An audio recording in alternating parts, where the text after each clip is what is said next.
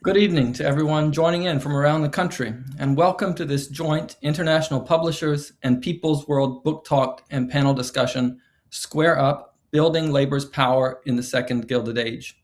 I'm CJ Atkins, the managing editor of People's World, and I'll be your moderator for this event. We're joined tonight by four authors. Each of them has extensive experience as organizers, as trade union leaders, rank and file workers, participants in electoral struggles, as scholars and analysts, and just as all around working class activists. Something else that they all have in common is that each of them has an essay in the book Square Up, which is one of the newest titles from international publishers. Square Up pulls together 16 different essays, and it tries to tackle the challenge of how to build workers' power, and specifically how to expand or revive the union movement in an era when the robber barons of today's economy have seen their power supercharged and fears are rising that our country is descending toward fascism.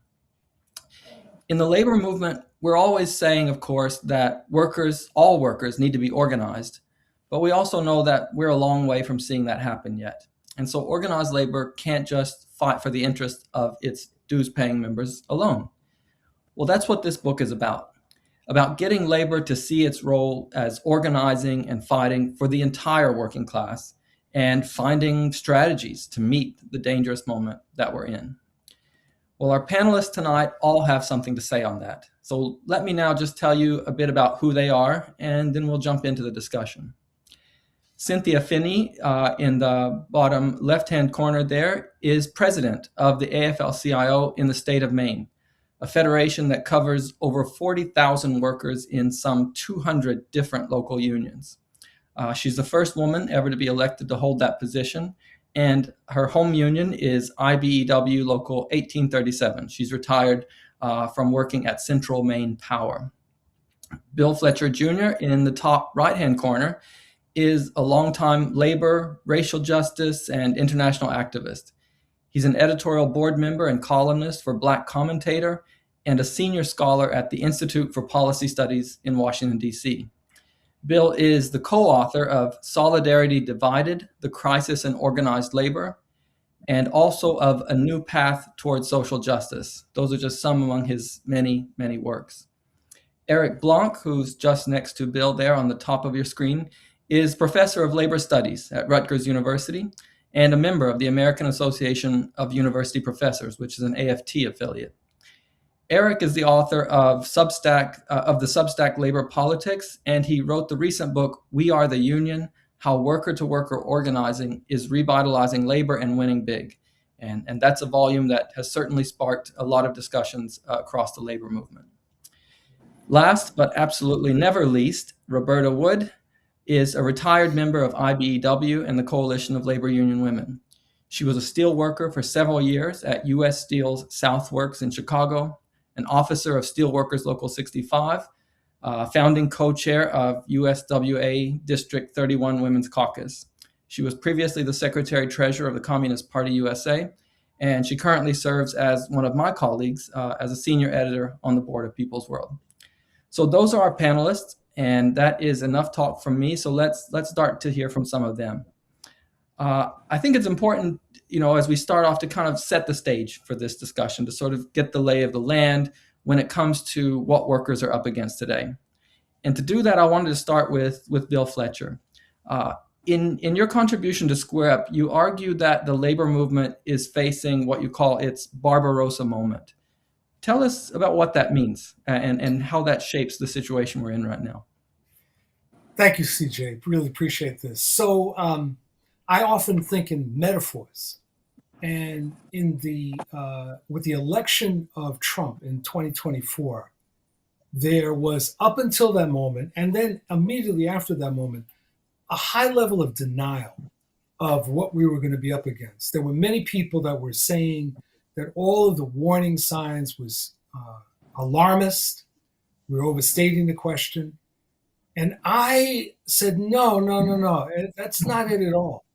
And I used the analogy of Operation Barbarossa, which was the Nazi invasion of the Soviet Union on June 22nd, 1941.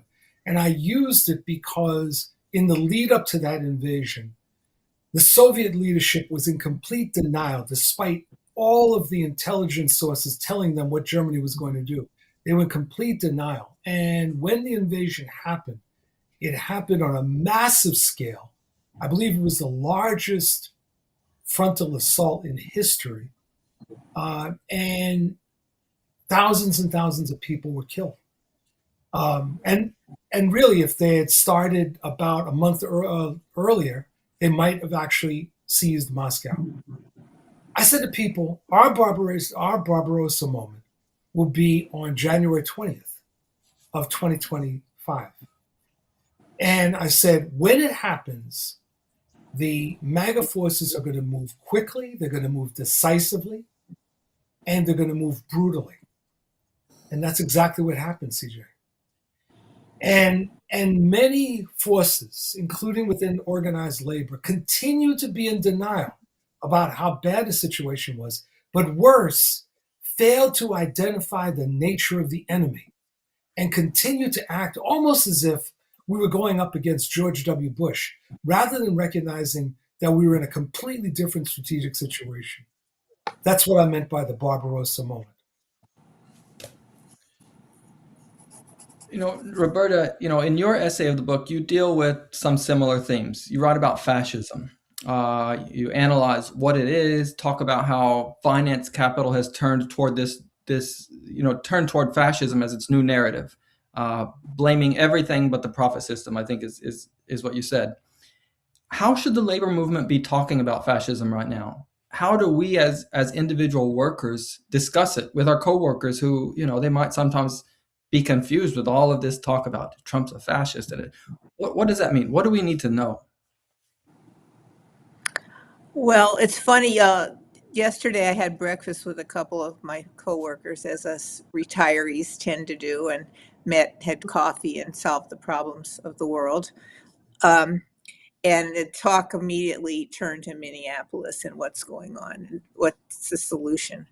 My very dear friend Kevin, who would give you the shirt off his back, said, "People are assholes and you can't do anything about it." So that was his take on what we're seeing as fascism.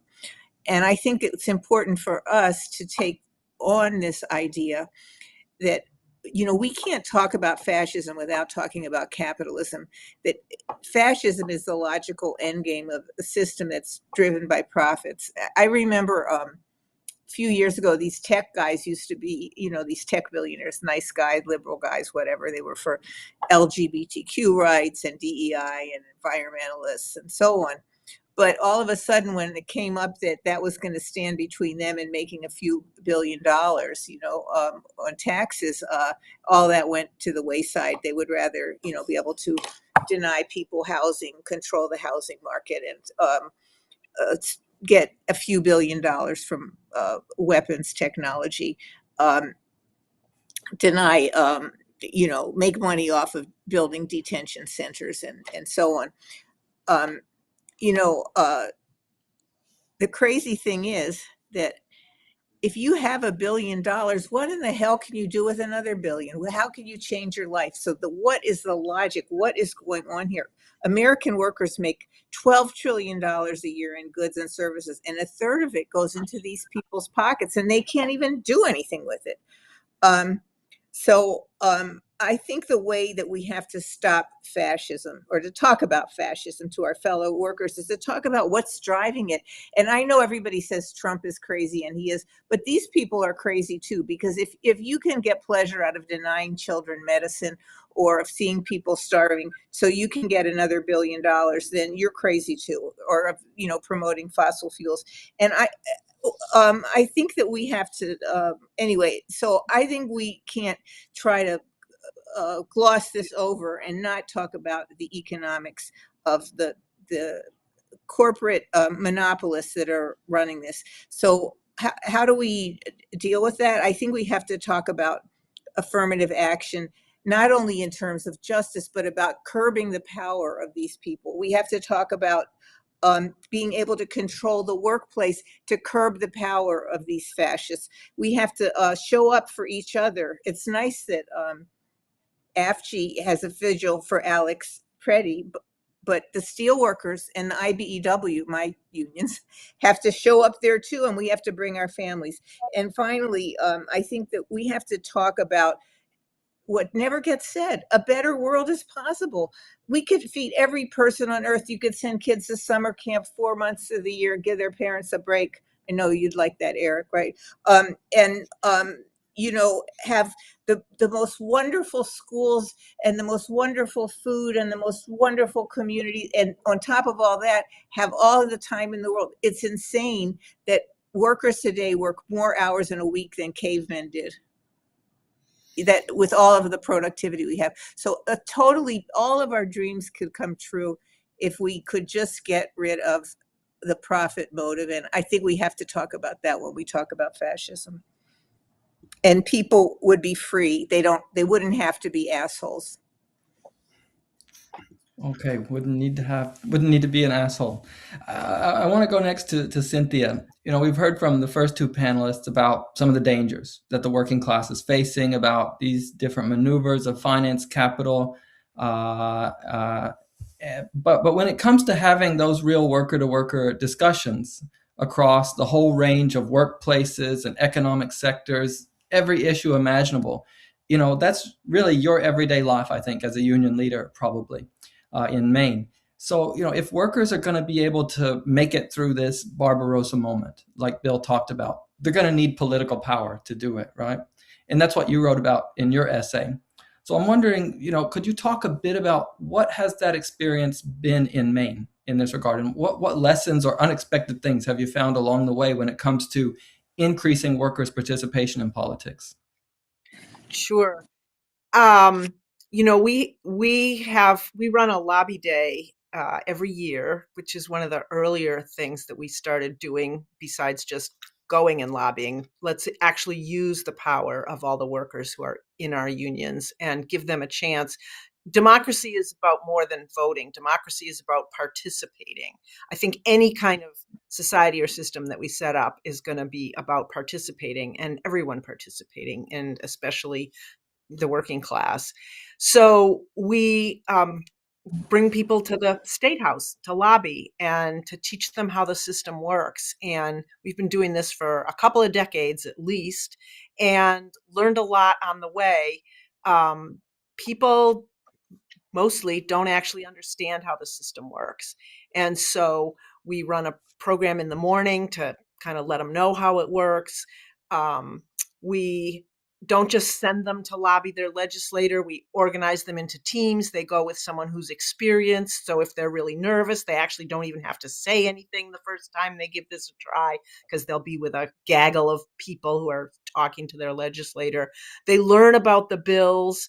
They meet other trade unionists who they may not have, they probably haven't met them before. They've probably never been in a room with 150 unionists unless they come to these kinds of things with us regularly. And through that, there are relationships and friendships forged. There's a deeper understanding of the system of how policy happens. Workers understand the effect that policy has on them, but they don't always get a chance to learn how that policy happens or how they can impact it. It's one of the important roles I think unions play overall, because in a good union, the workers are deciding, they're involved in deciding the policies in their workplaces and their contracts. And in our political program, they learn that on the larger scale, and policies that impact well beyond their workplaces into our whole state or the country, depending on where that is. So we get better and better at figuring out what people need to be able to participate in that fully and be excited about it. And what kind of hand-holding people need, where we can just let people run wild with their own power. And it's been an exciting piece of our political program. It's just one piece, but that's the one that the surprising thing to me is the number of people who are deeply engaged with their unions, that when you ask them the question, what was the thing that first got you involved? If it wasn't a strike that their union had, it was Labor Lobby Day. Okay, I want to come now to Eric. we started off, Bill and Roberta painted sort of a bleak picture for us about the situation we're facing right now for the labor movement. Cynthia has told us about what unions, people who are already in unions, are doing around questions of getting involved in politics. It's, with what we started off with, it's hard not to feel a bit pessimistic at times. But your chapter in the book, at least for me, it was kind of a, oh, not so fast moment. Don't rush to conclusions, because you talk about some wins that are happening for people who are new to the labor movement. Particularly workers on university campuses who are organizing for the first time. So maybe you can tell us a bit about what's happening there. What's different in terms of the strategy and tactics that are being pursued? Yeah, thanks. And thanks to everyone for organizing this. I think that really after the pandemic, we saw an uptick of organizing in a really grassroots way across various industries and sectors of the economy. So my chapter talks about university students, but I actually don't think there's anything particular about university students for the kind of model of organizing I'm referring to when I talk about worker-to-worker organizing, which is essentially a form of unionism in which a lot of the things we assume that only staff could do, at least in like the last 30 or 40 years, workers take on. So like initiating campaigns, developing strategy, training other workers. And whether it's universities or Starbucks or some of the Amazon organizing or even some of the UAW auto plants, what you see is a bottom-up type of organizing in today's context that brings back the best of the 30s, but in really a different, in really, really different conditions. And I think that the reason that's so important is because as a labor movement, we have a pretty good sense, I think, of the tactics needed to win particular campaigns. Really since the 90s, I think there's a really robust analysis of how you win campaigns, but it's a distinct question. How do you win enough campaigns? How do you win enough workers to build power that you can turn around the inequality and the power imbalance between workers and bosses, which is the fundamental reason why we have Trump right now and why we're in the very dire situation we're in. We literally need to organize tens of millions of workers. And the book I wrote and the chapter is trying to lay out that there's particular mechanisms and strategies involved if your question is how do you organize at scale? How do you organize by the millions and not just by the thousands? And there's no easy answers. I don't think there's like some sort of magic bullet. But I would say that the lessons from university organizing for doing how you do mass trainings, how you have volunteers training other workers, how you give workers the tools to start organizing, but also the inspiration. So it's not just hoping people spontaneously rise up, it's actually actively giving encouragement and spur to that dynamic that we need from below.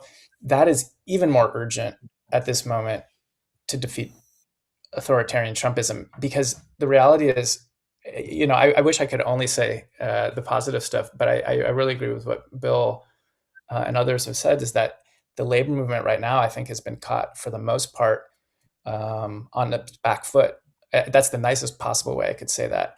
And there is just a tremendous gap between the anger from below of millions of Americans, tens of millions of Americans who are watching, Gestapo-like force gunning people down, and the inability of most organizations, both labor and progressive groups, to find ways to involve them. And so to me, the biggest question facing our movement is how do we create the campaigns that can inspire and give on-ramps to the tens of millions of people who aren't in organizations. The vast majority of people who are fought back in Minneapolis right now were not member of any organization. So it wasn't just like coalitions brought people together. There was an outpouring of popular participation, and organizations played a role in helping that happen. But it couldn't have happened without all of the people who'd never organized in their life before since the last month. And the question is, how do we do that at scale on a national level? What are the fights that can inspire people? What are the organizational mechanisms to get them involved? Because unless we get to that level of involvement, I don't think we're going to be able to defeat Trump. Just to follow up on that, what you talk about in the chapter also, as you mentioned just now, the scalability of that. And you discuss how, in the case of the university workers, how once one group at a particular campus was successful in getting a union, they had networks with organizers at other campuses, other universities, and they shared that experience. They were able to build on it. And then the same cycle kind of repeated when it was contract bargaining time. So with that in mind, I guess two follow-ups. Have you seen that sort of model repeating in some of the other industries where worker-to-worker organizing is happening, like the Starbucks workers? Is that model of sharing experience from this place to another place? And then are some of the established unions, are they taking this up yet? Because as you said, they've been on the back foot. Yeah. Yeah, that's sort of why I wanted to frame it not just on university students, because if anything, the union that I think has developed this type of model of organizing the furthest and that started it, at least in its current iteration, developed it most deeply is the News Guild, who organized journalists, because they've had sort of this grassroots dynamic really since 2017. So we've seen it in the News Guild, in industry, but some of those are really hard fights. These are against like private equity, but newspapers. So this is not some sort of like easy fight by any means. Starbucks Workers United, similarly, where you have, you win one store in Buffalo, and then all of a sudden you have hundreds of stores reaching out across the country, and the workers themselves at these stores are getting over Zoom calls to talk to their coworkers across the country on how they organize their shop and how they can do it too. So yes, we've seen it there. And then we also saw it particularly in the Mercedes plant in Alabama, this same type of dynamic where it was really, really, really grassroots. And they came close to winning 45%, for a first shot, and they're continuing to organize is strong, even though they didn't win their NLRB victory. And yeah, so we've seen that across the board. And in fact, one of the underreported stories is really how many workers did join unions under Biden and post-pandemic. We're talking about the last 3 years before Trump, almost 100,000 workers every year. So almost 300,000 to 400,000 workers. That's not like a small number of workers joining unions. That's some of the highest we've had in decades, and that's even more remarkable given that the labor movement as a whole has dramatically funded less. They've paid more. They paid less resources towards new organizing than they did in the 90s or 2000s. Yet there's been actually just as much and sometimes more organizing actually happening. All right, Roberta, coming back to you, hearing what Cynthia said about workers coming into their own as they gain experience, as they build up their confidence in the course of things like lobbying and learning how to run campaigns, running for office, and then taking into account what Eric was just talking about of this sort of real worker-to-worker model across workplaces, even across the country. It raises questions in my mind about identity. And I remember in your essay in the Square Up book, you talk about how the term working class is resonating more and more these days. People are not afraid to be known as and see themselves as working class, which I think is kind of a change, especially from the 90s, early 2000s, when it was middle class. Everybody wants to be middle class, and we sort of lost this what class really meant. So in that formation of community, I guess, working class community, people seeing themselves as workers, how does that help the labor movement to see beyond its own ranks of just dues-paying people, dues-paying members? Because as you say in your chapter, solidarity is our superpower. Well, if that's the case, how do we extend that superpower across the working class beyond just the members who are already in a union? Yeah, I think we have to have a much broader idea of what organized means, beyond whether you pay dues or have an NLRB recognition. And so this idea of what being a worker is not equivalent to being a union member. Of course, people want to be union members, but again, when I was growing up, in fact, it was considered that if you were in a union, you were middle class because you probably made more money, and the people who were lower class weren't in a union and now I think it started with this concept of the 99%, which wasn't really a class concept, but at least it gave the idea that poor people and middle income people could still be in the same class of what you're talking. And now that people consider themselves workers, and I'm so pleased that when people, everybody does talk about themselves as being working class. I think it's a real opening for us to have a different approach. So I would say that we have to think of the labor movement as much broader than just people who are recognized by their employer as being, as being in a union. Because if I have a group at work, even in the CIO days, there were people who weren't recognized by their employers. There certainly were in unions. They signed union cards. So we have to do some work in the labor movement to make sure that people who belong to all different kind of things, whether it's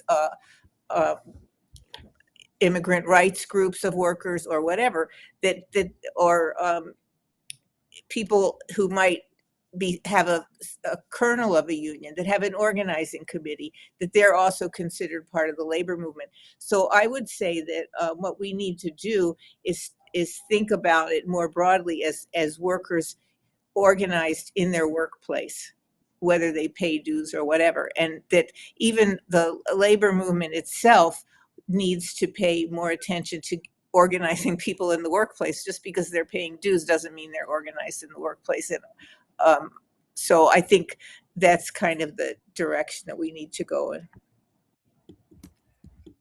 If I can also link this maybe a bit back to what you write about in your chapter and the things you were discussing earlier, and it's just kind of coming to my mind. What about those workers, whether in a union or not, who might identify with or believe they see their interest in what we've described as fascism or the fascist trends, right? Because it's always like a perennial challenge over these last several years. Well, how do you talk to the pro-Trump workers? So do you have any experiences or thoughts about how do you open those conversations if a coworker believes that what MAGA is doing is in their interest?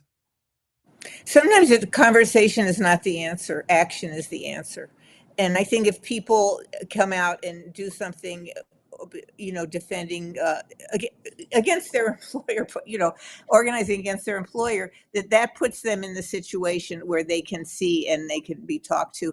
Sometimes, trying to come up with the best line doesn't, it's like these online arguments that people just start scoring points on each other. Just to give an old example, in the 90s when the Wisconsin steel mill here in Chicago shut down, the workers there, by and large, were very conservative. They weren't even in they had a company union, and they had very close ties with the political machine, the daily machine. So, but when the time came when their mill shut down and they were denied their last paychecks, bounced, and they were cut off from their pensions, the people who organized it, the Lumpkins, part of the fight was these workers went to every picket line, every rally, whatever was going on. They got on a bus and they showed up there. The transformation of these workers was amazing, from being these very kind of backward, people to actually, because they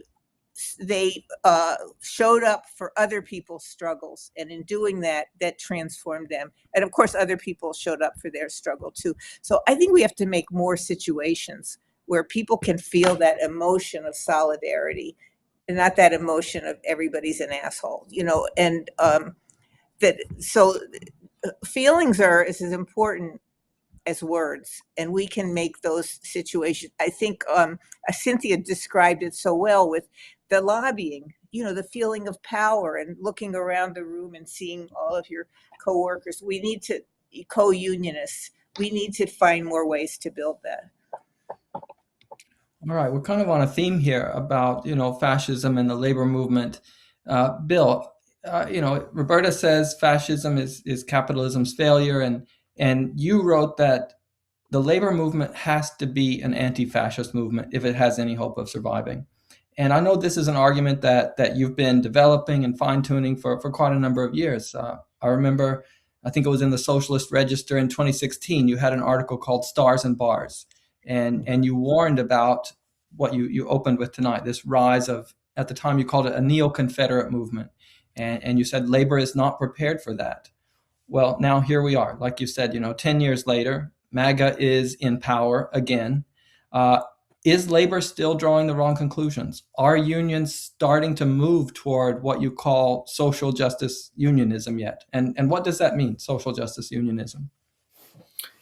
Well, let me respond in a couple of different ways. One is social justice unionism is a unionism that is looking at the worker as a 24-hour being as opposed to an 8-hour being. And so it assumes that there's many different issues that workers are facing that may go beyond what's going on at the workplace, but that the union as an institution needs to be responsive to that. It might be housing, it might be healthcare issues, it might be about childcare. There's a number of things where worker power needs to be brought to bear that goes beyond wages, hours, and working conditions. It basically is about a unionism that has broader objectives, broader set of goals that it's aiming to fulfill. There are not many unions that are getting anywhere close to that. There's some that are progressive, and there's others that are good at member mobilization. But here's the problem. In the current moment, there remains within the leadership of organized labor a fear, a deep fear of antagonizing MAGA voters who happen to be members. There's a real fear of raising so-called divisive issues. And I think that part of what real leadership needs to involve is recognizing that there's many of our members, we're never going to win over to the right thing. Yes, you have to represent them, duty of fair representation, et cetera, et cetera. But the backward workers cannot be the ones that set the tone for the way that the union is going. And the fear on the part of many union leaders to tackle that, but also sometimes to recognize that there really are some people that are just not worth talking to right now. Because it's just like an anti-union worker in a non-union workplace. You don't spend a lot of time with them. You spend time consolidating those who are pro-union in order to win those over who are on the fence. That is precisely what we have to do now. We have to consolidate the anti-MAGA folks, and we need to win over people that are on the fence. And the people that are hardcore MAGA, leave them alone. Leave them alone. There's no point in spending a lot of time with them. We have enough work to do with the others. See, one of the things that the right wing understands, CJ, is that sometimes you build up your core, and when you have a disciplined core, you're able to act and you can come across and effectively be majoritarian, meaning that you're not going to win over everybody. In our moment right now, we have the benefit of the majority of this country is anti-MAGA. The majority of workers are anti-MAGA. Let's start acting like a majority and stop acting like victims. Okay, let's start acting like a majority. Eric, we've touched on history a few times this evening, and you've filled us in on what's novel about rank and file strategies, about how you get to majorities, right, among workers. But as you acknowledge both in your essay in the book and in several of your Substack articles, in a lot of places where you write, although some of these things that workers are doing are new and novel, they're also not just invented out of thin air, right? And I know you've mentioned things like William Z. Foster, the organizing of the 20s and 30s, for instance, a lot of things. So I just wonder, what would you say are some of the historical precedents that are most important or most inspiring that unions or people who want to form a union could be looking to today? Yeah, the reality is that the labor movement in this country was built from the bottom up. The big breakthrough in the 1930s came through an extremely grassroots worker-led dynamic. And that doesn't mean there weren't sort of existing organizers and that the unions didn't play a role. They did. And the role of radicals in particular, and organized radicals, was really central to that. But it wasn't the case that it was a bunch of directives from above and then they just went out and organized everybody because John L. Lewis had the right idea. It was really much more organic, and there was a lot of contestation, frankly, against the old leadership. The AFL-CIO, or the AFL of the time, really did not meet the moment of the Depression. And I think this goes to what, again, Bill was saying, which is, to me, this is the lesson I would take, is that there's no automatic response from union leaders to moments of crisis. And so the initial response of most union leaders to the Depression was to continue with business as usual. And really, that was the cleavage that ended up leading to the split in the AFL and the rise of the CIO. But the point, I think, is really important, because I think sometimes us in the labor movement, we're sort of hope like, well, if things keep on going the way they're going, presumably, like, some of these unions are going to shift. And I just don't see that much evidence that's the case. It's pretty astounding if you think about it, how bad things have gotten in the United States without any like really major reorientation of the top labor leadership. And I just, right now, it seems obvious to me, I'm sure everyone out listening, that there's just so many people who want to fight ICE. And you have a lot of unions saying the right thing, but frankly, like, this is not a moment just for resolutions. It's not a moment, at best, that's at best. There's plenty of unions that aren't saying anything, and I won't go into the specifics, but there was a lot of very bad initial responses to Alex Preddy, who was a VA member of AFG, murdered. But I would say that, like, the question is, are you going to meet this moment or not? And I actually think it is important. We can't just rely on sort of a spontaneous uprising from below. That's not what happened in the 30s. The 30s had both this organic upswell. It had a lot of rank and file radicals, leftists, communists, socialists, who were there. But it was important to have John L. Lewis, from the mine workers, to give some resources. And I am sort of shocked that there hasn't been anybody really to step up in labor yet with that level of sort of legitimacy and resources and fight to say, like, right now, are we going to save multiracial democracy? Are we going to stop ICE from terrorizing our communities? Are we going to fight back? And I think, frankly, most unions are still business as usual, including many progressive unions, who are still, the level of inertia is very, very high. And I think that we have to pivot to just a really different footing where, if we don't pivot in the next 8 months, who knows what's going to happen in the midterms and after. And so I do think that's, to me, the major lesson I would take from the 30s is moments can be seized or they can be missed. And we're currently missing them. And I think unless we sort of frontally acknowledge the gap between where we need to be and where we're currently at, we're going to be sleepwalking into a really dangerous situation. Just drawing one other thing from something you highlighted in the book, and that is UE, the United Electrical Workers, which is one of the unions that you spent some time talking about. And I can't help but wonder, it's probably no coincidence that the UE was one of those left-led unions in the period you're talking about, which did not surrender whenever the McCarthy period came, and it didn't change its orientation. So, does that sort of historical tradition still show up today in terms of that union being one of the ones that's either receptive to this shift of strategy, or at least a place where activists thought it was where they could spend their energy? Sure, I can give you an anecdote about that, which was I was a labor organizer for the Bernie campaign in 2020, and then the pandemic hits. You might remember it was in March 2020, and we had all of these, literally thousands of workers across the country reaching out to the Bernie campaign saying, like, my boss is making me come in. The first workers I ever supported for the project that ended up becoming the Emergency Workplace Organizing Committee, or EWOC, were Pennsylvania meat packing workers, mostly Puerto Rican and different Latin workers. And they were just freaking out, as you can imagine. And the one union that partnered up with us in the Bernie campaign and DSA, the one union that was like, okay, yeah, we just need to fight back. It's an emergency moment. We need to support any workers fighting back right now, was UE. And so there's a level of, I think, willingness to experiment. I think there was a willingness of to work with open socialists, right, which is not a given.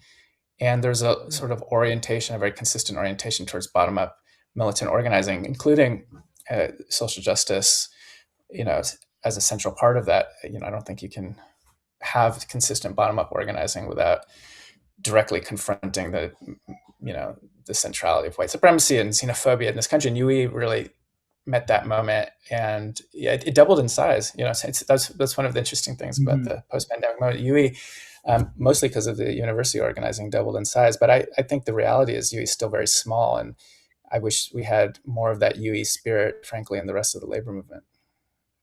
Right. Cynthia, it seems that a theme we keep returning to in one form or another in a lot of the remarks from the panelists tonight is really the central importance of workers themselves, taking on, whether it be leadership or having those kind of organizing discussions with their coworkers, participating in what you kind of describe as the democratic process. And that doesn't just mean politics, right? It's in their workplaces, in their communities, in their unions. But you did start your essay in the book with a quote, and I think it was, unionists, trade union members, they can leave politics alone. They cannot leave politics alone because politics won't leave unions alone, right? Sorry, I got that off there. Okay. But with politics in our country kind of taking this darker turn day by day, what would you say unions are doing, or what could they be doing in the fight to save democracy in the U.S.? How can they also bring their unorganized fellow workers into that struggle around democracy? Yeah. I think, politics isn't just the state house. It isn't just the candidates that we put up for office. It isn't just the votes in the elections. It's the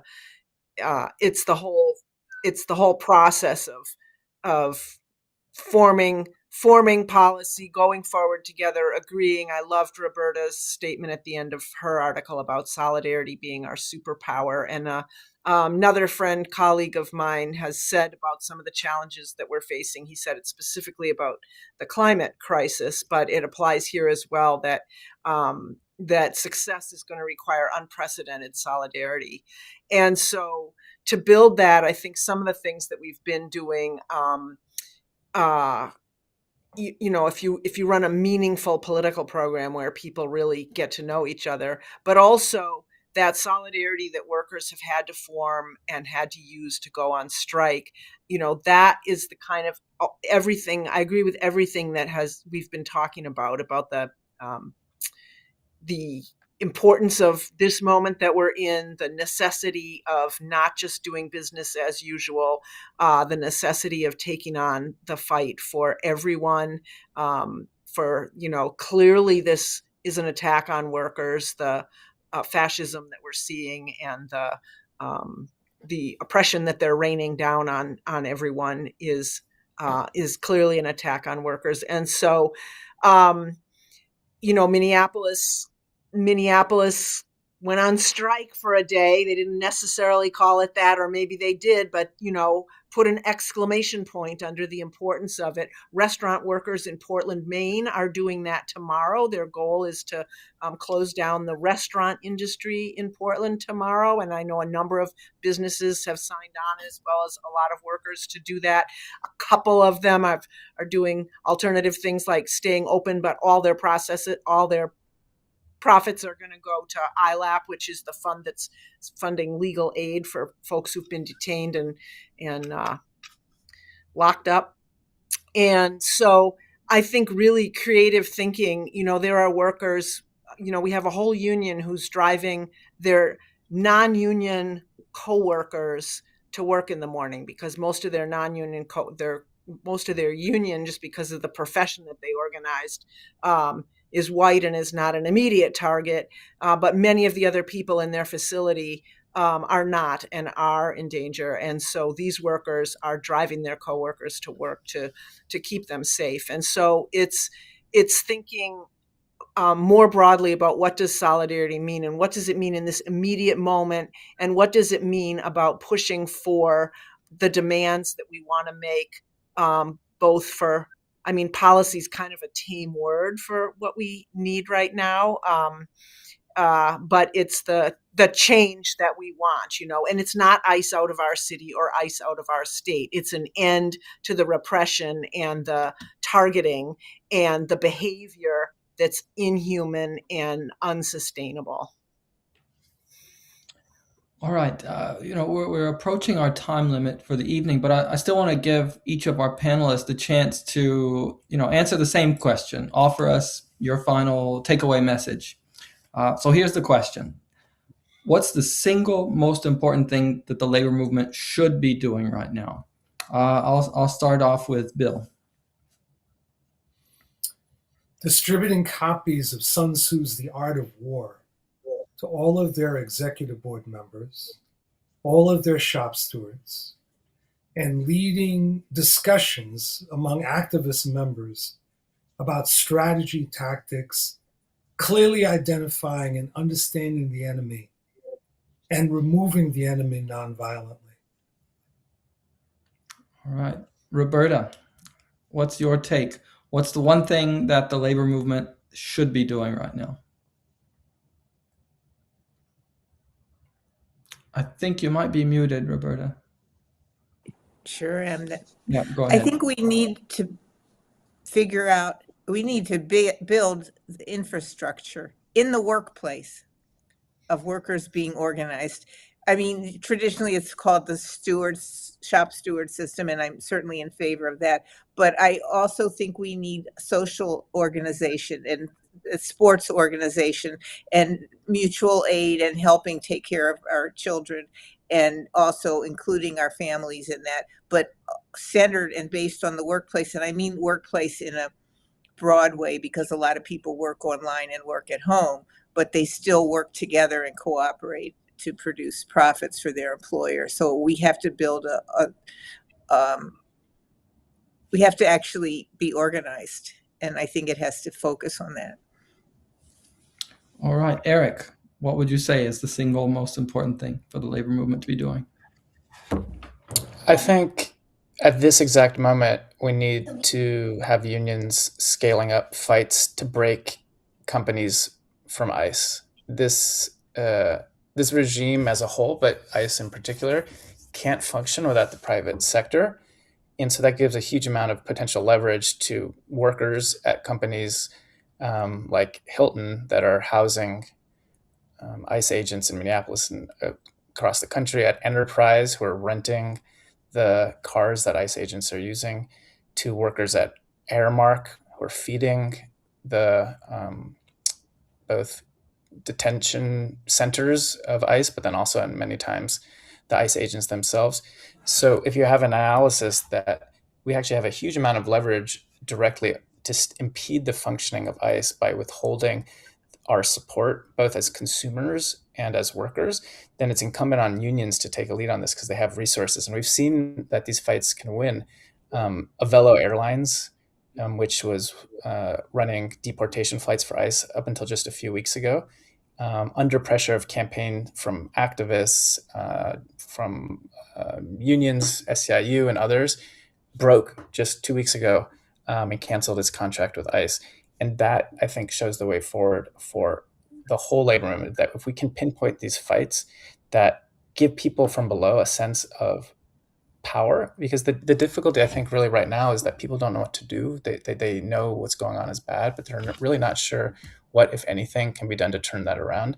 And so that's why I think it's so urgent that unions and, frankly, workers and the left pick winnable fights right now that can make a tangible block on ICE. And so we're seeing that Sunrise Movement has had these protests at Hilton, where they go at the hotels where the ICE agents are staying, and at 3 a.m, make a huge amount of ruckus outside and noise, get drums and pots and pans to wake them up.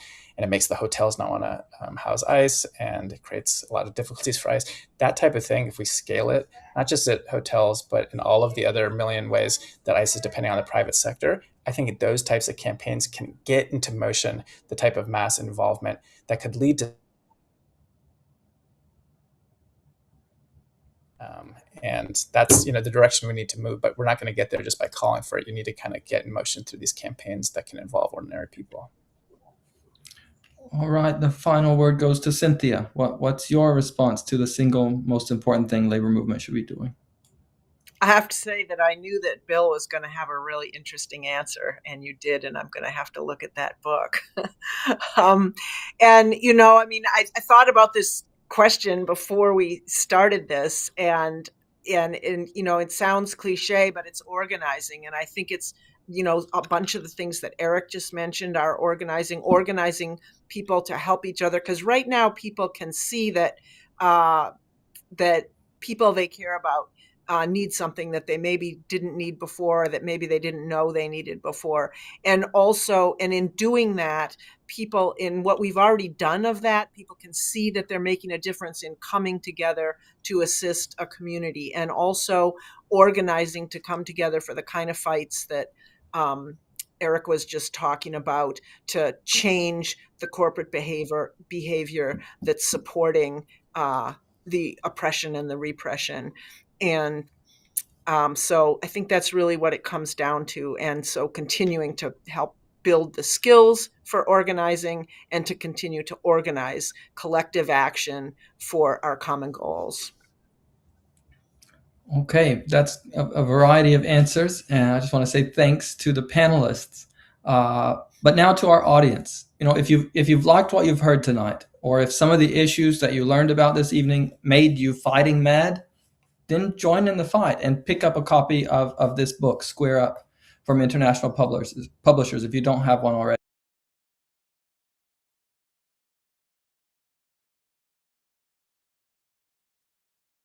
Book.